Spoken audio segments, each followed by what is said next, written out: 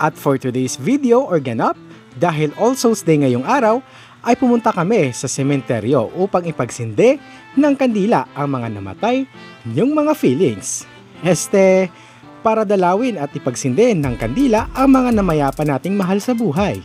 At kahit sobrang init na panahon ngayon, mas mainit pa rin ang pag-alaala at pagmamahal natin sa mga namayapa nating mahal sa buhay. Dito katuwang din natin sa peace and order ang BFP, PNP at iba pang kawani ng gobyerno. At dahil may mga iilang mahal kami sa buhay na namayapa sa ibang mga lugar, ay agad kami nagsindi na lang ng kandila para sa kanila at nag-alay ng kaunting dasal para sa kanilang mga kaluluwa.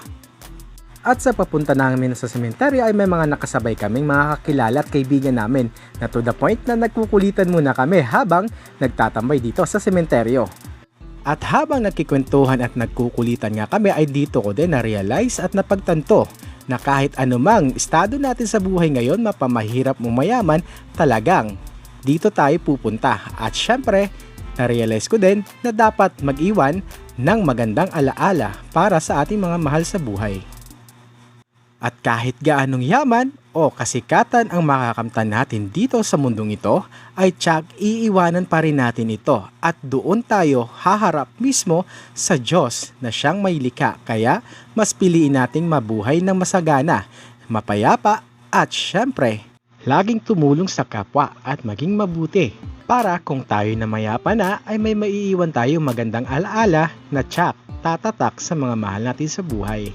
Pagkatapos ng kulitan at tawanan ay nilibot nga natin itong buong sementeryo at dahil mainit, may nadaan na kaming ice cream, nag-ice cream break muna kami dito at ayan nga, ang kasama ko ay nagpa-cute pa nga sa camera.